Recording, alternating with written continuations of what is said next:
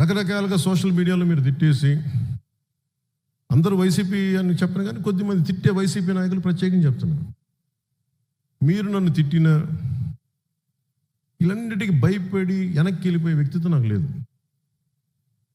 One man's courage makes a majority అంటాం. ఒక్కడికి ధైర్యం ఉంటే లక్షలాది మందికి వెన్నెముక నిటారుగా నిల్చుంటాం. సో నేను ఒక్కడి నుంచుంటాను. 2014లో ఒక్కడి నేను నుంచుంటే ఇంతమంది లక్షలాది మంది సైన్యం కదలేరు.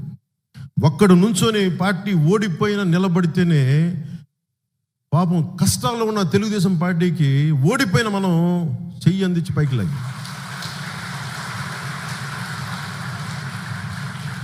దురదృష్టం ఏంటంటే మన దగ్గర ధైర్యం ఉంది, పోరాటం ఉంది, కానీ ఎలక్షనీరింగ్ చేసే కెపాసిటీ లేదు, ఓట్లు తెప్పించే కెపాసిటీ లేదు. ఏం ఉందని చెప్తాను, సరే చూద్దాం ఎన్నికలకి. కాదు అంటే నేనేంటంటే నేను బ్రాడ్గా స్టేట్ కోసం చాలా బలమైన వ్యూహం పెట్టాం. ఓట్లు చెల్లకుండా నాయకులుగా పోటీ చేయడం వేరు, గెలవడం వేరు. నేను గెలవడం అనేది ఈసారి ప్రమాణంగా తీసుకున్నాను. 18 లక్షల ఓట్లు వచ్చినాయి, మన తక్కువ ఓట్లు కాదు.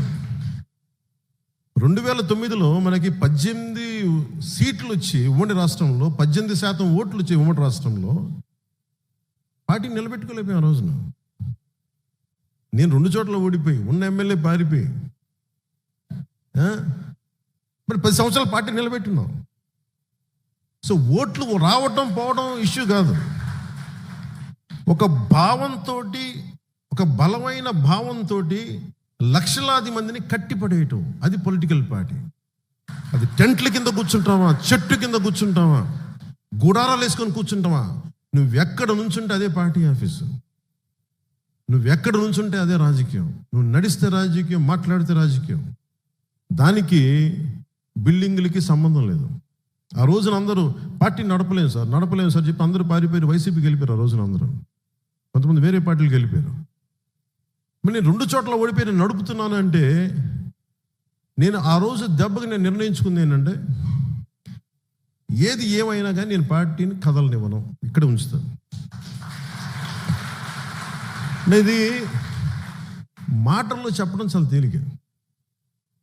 ఓడిపోయినప్పుడు ఎలా ఉంటుందో మీకు చెప్పలేదు కదా, భీమవరంలో ఓడిపోతే ఎలా ఉంటుందో మీకు చెప్పలేదు కదా. నేను ముఖ్యంగా 2 చోట్ల పోటీ చేయాలని నేను అనుకోలేదు. నేను ముందు గాజువాకో ఇంకోటి ఏదో అనుకున్నాను, కానీ అందరూ సన్నిహితులు, మిత్రులు అందరూ వచ్చి నీకు అండగా నిలబడతావు, నువ్వు రా, నువ్వు ఇక్కడ పొడి చేద్దామంటే వచ్చాను. పాపం వాళ్ళు ఎవరు లేరనుకోండి, ఇప్పుడు